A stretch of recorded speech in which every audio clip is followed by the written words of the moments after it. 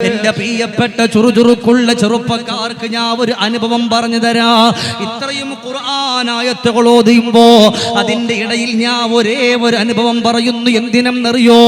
നിങ്ങൾ ചിന്തിക്കാനാ, നിങ്ങൾ മനസ്സിലാക്കാനാണ്.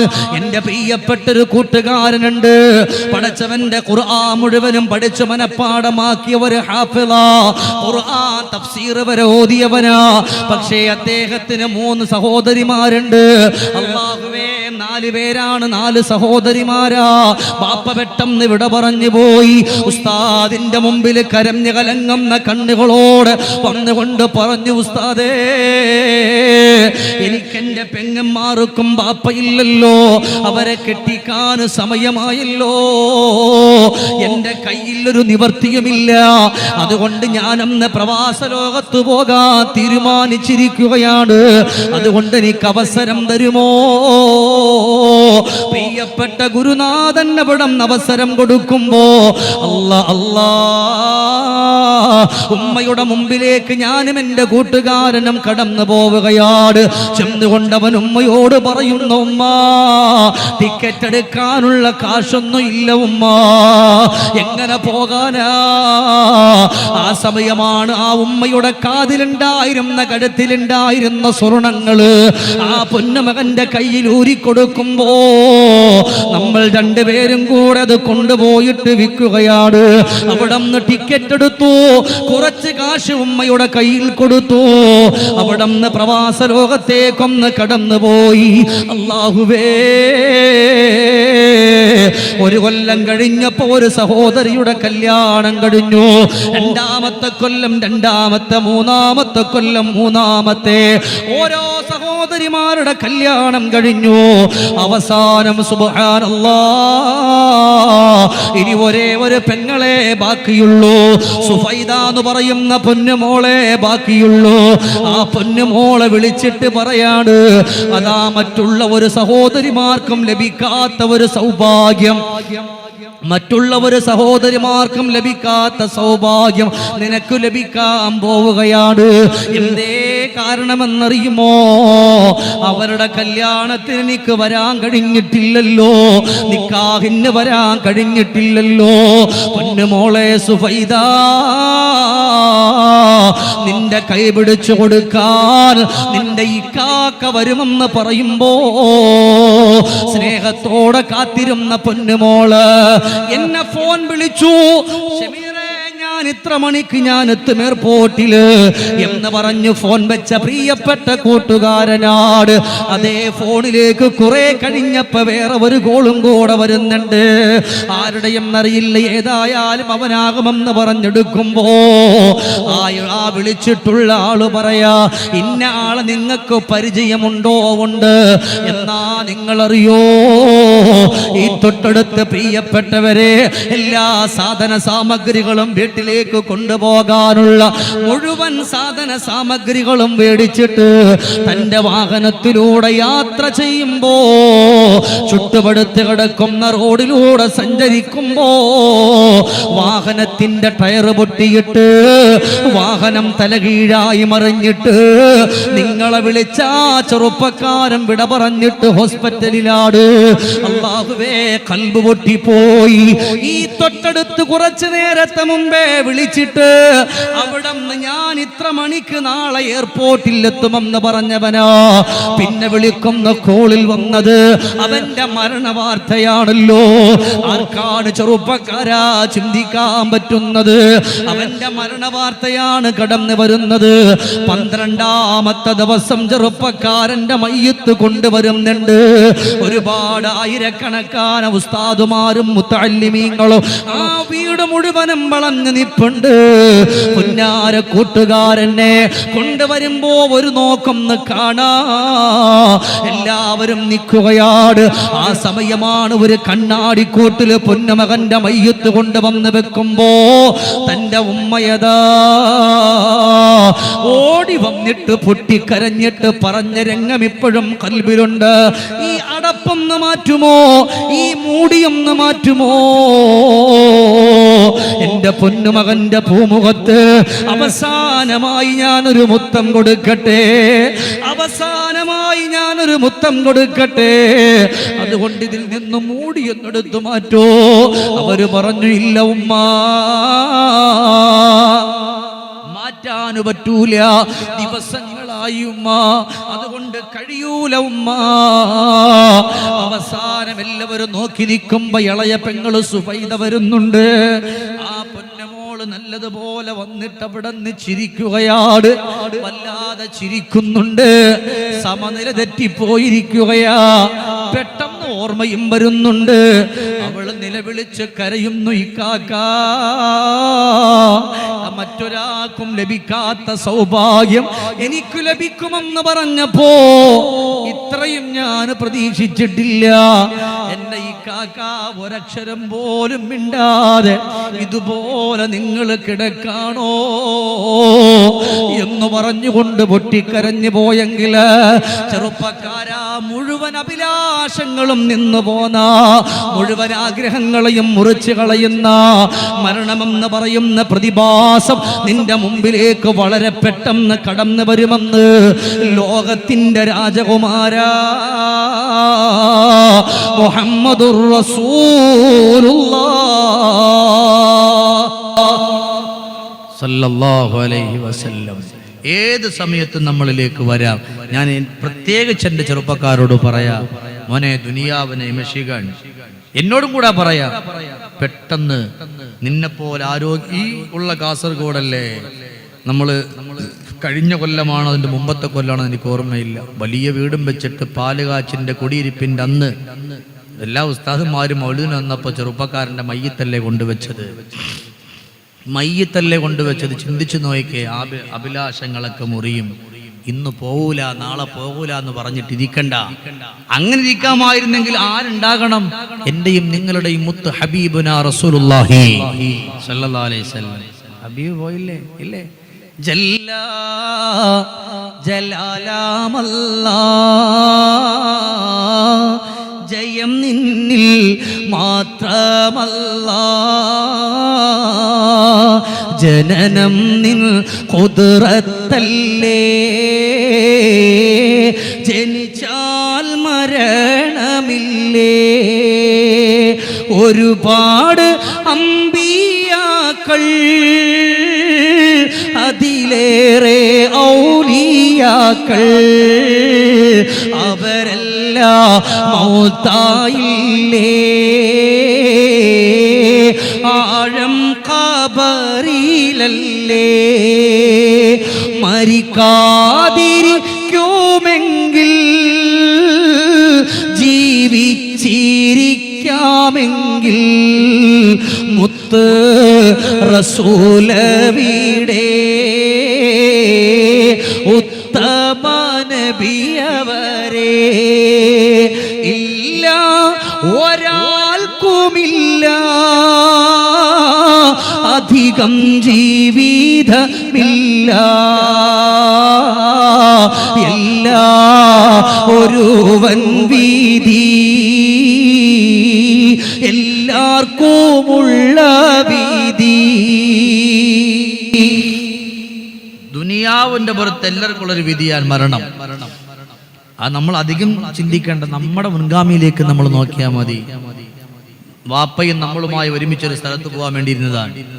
പോകാൻ ഇറങ്ങുന്നുമ്പോട്ട് വാപ്പ ലോകത്തോട് ഇവിടെ പറഞ്ഞു, അല്ലേ, നിങ്ങളുടെ ഈ തൊട്ടടുത്ത് തന്നെയല്ലേ കല്യാണത്തിന്റെ പൂനാരിയായ പെണ്ണ് തലേ ദിവസം ഭക്ഷണമെടുത്ത് കഴിക്കുമ്പോൾ ഒരു ചോറ് ശ്വാസകോശത്തിൽപ്പെട്ടിട്ട് ഇവിടെ പറഞ്ഞില്ലേ. ആഗ്രഹങ്ങളെ മുറിച്ചു കളയുന്ന, അഭിലാഷങ്ങളെ മുറിച്ചു കളയുന്ന മരണം. അത് വരുമ്പോ എപ്പോഴായാലും വന്നോട്ടെ, പക്ഷെ നന്മ ഉണ്ടാകണം. അമലില്ല, നമുക്ക് ഒരുപാട് നന്മകളൊന്നും നമ്മുടെ ജീവിതത്തിലില്ല. വന്നതൊക്കെ ഏതൊക്കെയോ വഴിയിലൂടെ എങ്ങനെയൊക്കെയോ നഷ്ടപ്പെട്ടു പോയിട്ടുണ്ട്. അതുകൊണ്ടുള്ള സമയത്ത് ഞാൻ ആദ്യം എന്നോട് പറയാം, ഉള്ള സമയത്ത് നമ്മൾ ആരെയും കുറ്റപ്പെടുത്താതെ, ഒരാളെയും ആക്ഷേപിക്കാതെ, നമ്മളെ കൊണ്ട് പറ്റുന്ന നന്മകൾ നമ്മൾ ചെയ്യാം. നമ്മളെ കൊണ്ട് പറ്റുന്ന നന്മകൾ നമ്മൾ ചെയ്തുകൊണ്ട് കടന്നു വരിക. അതുകൊണ്ടാണ് അവിടെ നബിതങ്ങൾ പറയുന്നത്, സഹാബാ, മരണം മൗനിയായ ഉപദേശകനാണ്. സഹാബാ, ഉപ്പമാരെ, മുഹമ്മദ് മൗനിയായ ഉപദേശകനാണ്. മൗനമായി എന്നോടും നിങ്ങളോട് ഉപദേശം നടത്തുകയാണ്. ഇവിടെ ഇരിക്കുന്ന ഏതെങ്കിലും ഒരാളൊരു മയ്യത്ത് കാണാ, ഏതെങ്കിലും ഒരു മരിപ്പ് വീട്ടിലേക്കൊന്ന് കടന്നു പോയാൽ അല്ലാ അല്ലാ, ആ സമയം നമുക്ക് ചിന്തിക്കാൻ പറ്റും, ഇന്നലെ സുബഹിക്ക് എന്റെ കൂടെ ചേർന്ന് നിന്നുകൊണ്ട് നിസ്കരിച്ചവനാണ് ഇന്നതാ മയ്യത്തായി കിടക്കുകയാ. റബ്ബേ, അവനിന്നെ നിസ്കരിക്കാൻ പറ്റൂല, അവന് നോമ്പ് നോക്കാൻ പറ്റൂല, അവന് സ്വതക്ക ചെയ്യാൻ പറ്റൂല. എനിക്കിന്നി അവസരമുണ്ടല്ലോ, അതുകൊണ്ട് ഞാനൊന്ന് നിസ്കരിക്കുന്നു റബ്ബേ. മരണം അതാണ്, മൗനമായി നമുക്ക് ഉപദേശം തരാൻ.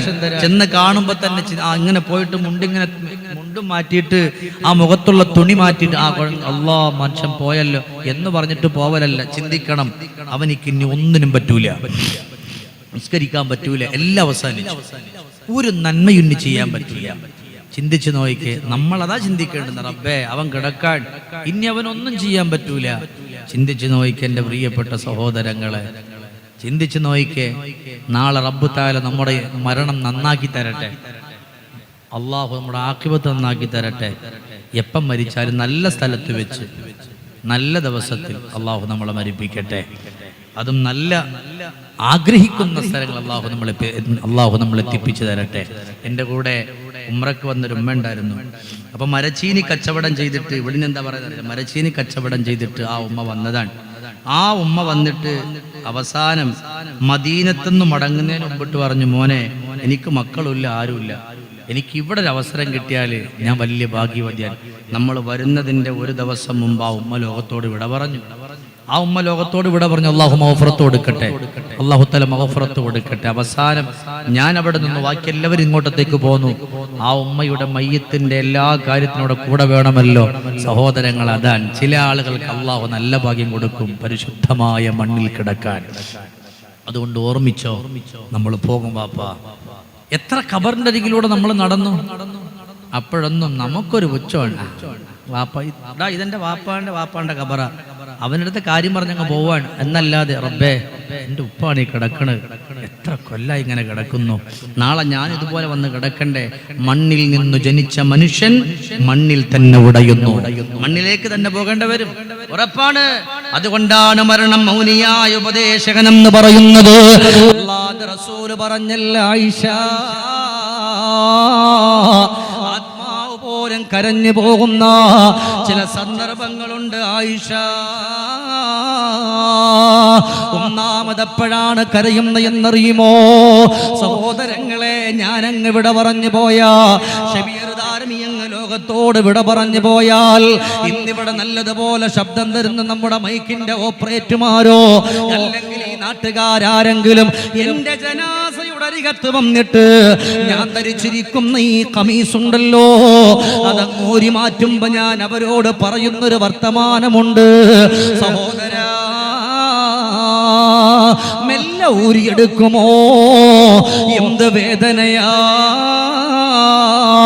മലക്കുൽ മൗത്തും കൂട്ടുകാരും കടന്നു വന്നിട്ട് ആത്മാവിനെ പിടിച്ചു വലിച്ചിട്ടുള്ള വേദന അത് മാറിയിട്ടില്ല. അതുകൊണ്ട് മെല്ലെ നിങ്ങൾ എന്റെ വസ്ത്രമൂരിയെടുക്കണം. ഇതിവിടെ ഇരിക്കുന്ന ഓരോരുത്തർക്കും വരാനുള്ളതാണ്. രണ്ടാമതെപ്പോഴും എന്നറിയോ, ഞാൻ പെട്ടെന്ന് പറഞ്ഞു പോവുകയാണ്. രണ്ടാമതായിഷ കുളി നടന്നുകൊണ്ടിരിക്കുമ്പോ, മയ്യത്തിനെ കുളിപ്പിക്കുമ്പോ, അവിടെ യഥാ മയ്യത്തിന്റെ കാല് മടക്കി വെക്കുമ്പോ, അഴുക്കു പോകാനൊന്ന് വയറ്റത്തു ഞെക്കുമ്പോ, നഖത്തിന്റെ അടിയിലുള്ള അഴുക്കെടുക്കുമ്പോ ആത്മാവ് വിളിച്ചു പറയാ, വയാ ഇഖ്വാനി, എന്നെ കുളിപ്പിക്കുന്നവരെ, എന്നെ നിങ്ങൾ പിടിച്ചു കുലുക്കല്ല.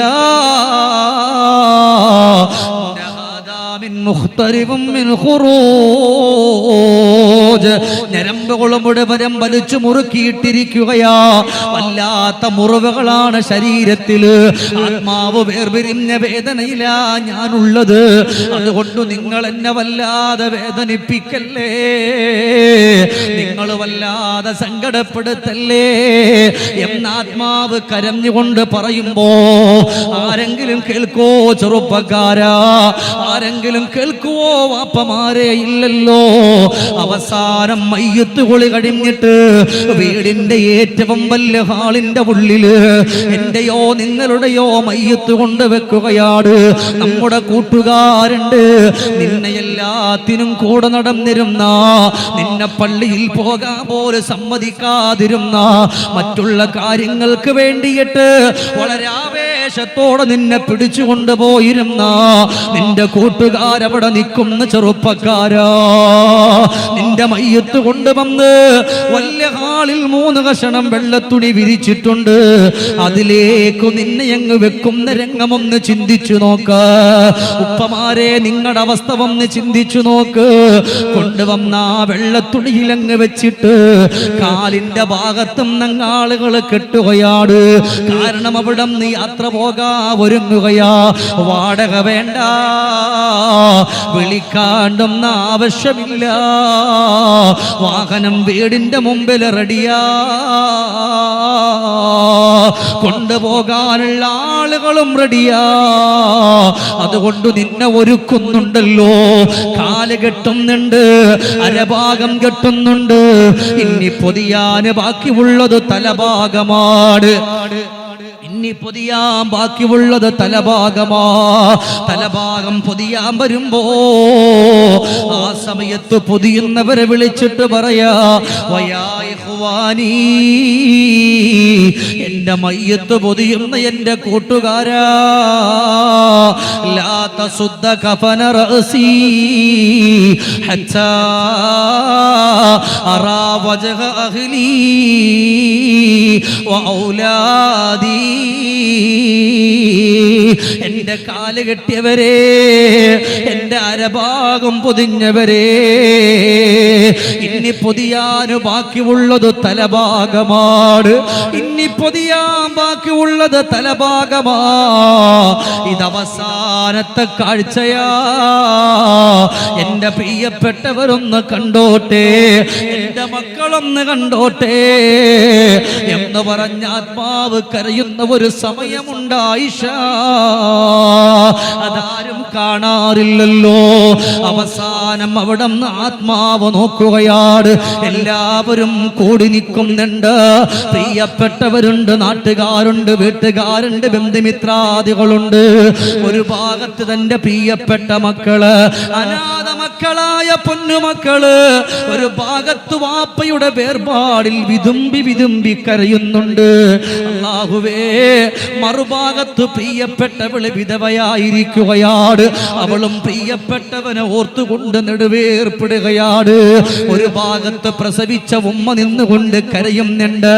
ഒരു ഭാഗത്തു മകന്റെ മയ്യത്തിന്റെ ചാരത്ത് പ്രിയപ്പെട്ട ഉപ്പ വന്നിട്ടു നിൽക്കുന്നുണ്ട്. ആ സമയമാണ് വിളിച്ചു പറയുന്നത്, വതറക്തു ഔലാദീ യുത്തമാ. എന്റെ ജനാസ കാണാൻ വന്നവരെ, എന്റെ ജനാസ കാണാൻ വന്നവരെ, എന്റെ പൊന്നുമക്കളെ ഞാൻ ഇവിടെ ഉപേക്ഷിക്കുകയാണ്. എന്റെ പൊന്നുമക്കളെ ഞാൻ ഇവിടെ ഉപേക്ഷിച്ചു. ഇന്ന് മുതൽ അവരനാഥ മക്കളാണ്. ഇന്ന് മുതൽ അവർ അനാഥ മക്കളാണ്. എന്റെ ഭാര്യ ഒരു ഭാഗത്തിരുന്നിട്ട് അവള് കരയുന്നുണ്ട്. അവൾ ഇന്ന് മുതൽ വിധവയാണ്. എന്റെ പൊന്നാര മക്കളെ നിങ്ങൾ കുറ്റപ്പെടുത്തല്ലേ. ആ പൊന്നുമക്കള് നിങ്ങളുടെ മുമ്പിലേക്ക് വന്നാല് ബാപ്പയില്ലാത്ത മക്കളെന്ന് പറഞ്ഞിട്ട് നിങ്ങളവരെ ആട്ടി ഓടിക്കല്ലേ. എന്റെ പ്രിയപ്പെട്ടവളെങ്കാണം ഒന്ന് പുറത്തിറങ്ങിയ അവളെ മോശക്കാരിയാക്കി നിങ്ങൾ ചിത്രീകരിക്കല്ലേ എന്ന് പറഞ്ഞിട്ട് അവിടെ നിന്ന് യാത്ര തിരിക്കാം നേരത്ത് എല്ലാവരോടും എല്ലാവരോടും സലാം പറയുകയാണ്, എല്ലാവരോടും സലാം പറയുകയാ. എവിടെ പോയാലും തിരിച്ചു വരുമെന്ന് പറയുന്നവരാണ് നമ്മള്. ഞാൻ എൻ്റെ വീട്ടിൽ നിന്നിറങ്ങിയിട്ട് കുറെ ദിവസങ്ങളായി. എൻ്റെ പുന്നാര മക്കളോട് യാത്ര പറഞ്ഞതാണ്. 12 വയസ്സുള്ള മകനോടും 5 വയസ്സുള്ള മകളോടും എപ്പോഴും വിളിക്കുമ്പോ ഇപ്പൊ വരും നാളെ വരുമെന്ന് പറഞ്ഞ് പൊന്നുമക്കളെ സമാധാനപ്പെടുത്തുന്ന ഉപ്പമാരല്ലേ നമ്മള്. എൻ്റെ പ്രിയപ്പെട്ട ഉപ്പ, എവിടെ പോയാലും തിരിച്ചു വരുമെന്ന് പറഞ്ഞിട്ട് പോകുന്നവര് ഒരിക്കലും തിരിച്ചു വരാത്ത ഒരു യാത്രയ്ക്ക് വേണ്ടി പോവാട്. ബാപ്പയുടെ ആത്മാവ് പറയാ, ബാപ്പ പോവാ, ഇനി തിരിച്ചു വരൂല, ഇനി വരൂല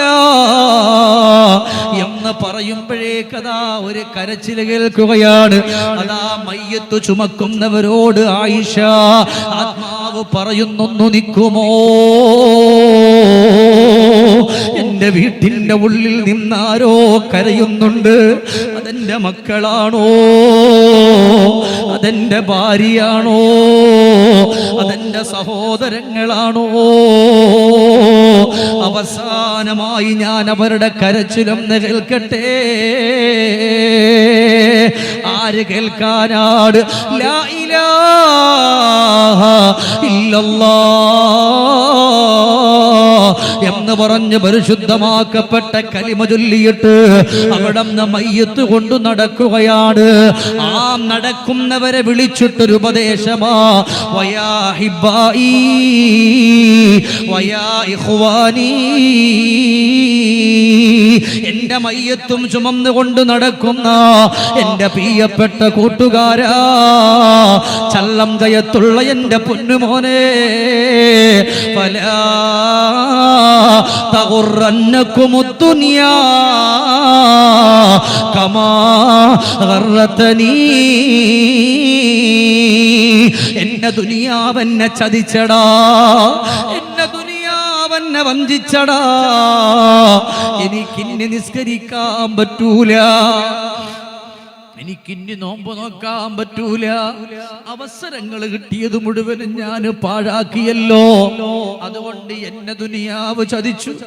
നിനക്കിന്നിയും അല്ലാഹു അവസരം തന്നിട്ടുണ്ട്, അതുകൊണ്ട് നീ നിസ്കരിച്ചോ, നീ നോമ്പ് നോറ്റോ, അല്ലാഹു നിനക്ക് തന്ന ആരോഗ്യത്തെ നീ ഒന്ന് സൂക്ഷിച്ചോ, എനിക്കിനി ഒന്നും പറ്റൂല, എന്നെ ചതിച്ചടാ ദുനിയാവ് എന്ന് പറഞ്ഞിട്ട് അവസാനം കൊണ്ടു നടക്കുന്നവരോടും ഉപദേശം കൊടുക്കുന്നു ആയിഷ. മയ്യത്ത് കൊണ്ടുവന്ന് പള്ളിയിലേക്ക് വെക്കുകയാണ്.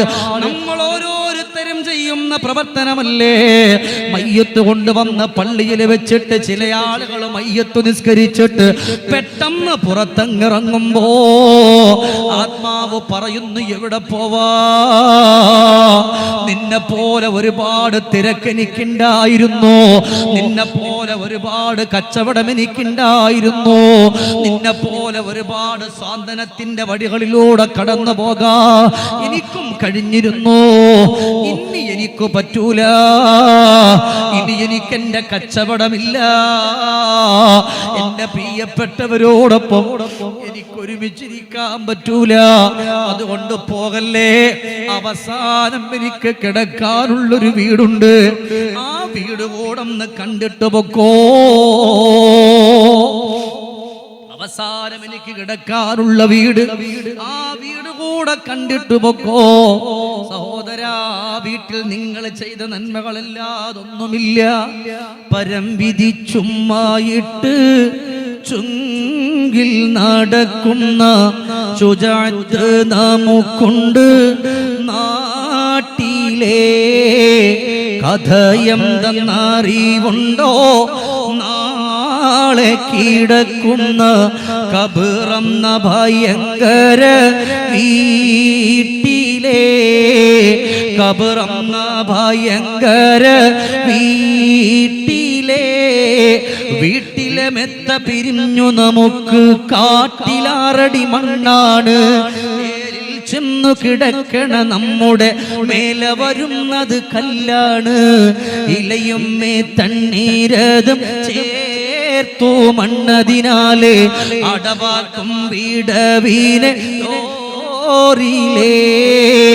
കനമേറും മീസാങ്കല്ലും മണ്ണും മതിലുമീതേ മറമാടും ഖബറുബഹു ജോറിലേ ഇഷ്ടജനങ്ങളെ വിട്ടു പിരിഞ്ഞ് കട്ടിലേറിപ്പോകുമ്പോ ഇഷ്ടജനങ്ങളെ വിട്ടു പിരിഞ്ഞ് കട്ടിലേറിപ്പോകുമ്പോ ഉറ്റവരെല്ലാം കരളും പൊട്ടി കരയുന്നുണ്ടകലുമ്പോ അകലുമ്പോ ഗൃഹത്തിലെ പെണ്ണ് പറയുന്നു ഉലകത്തിൽ തണി എന്നിലാരം ഉലകത്തിൽ തണി എന്നിലാരം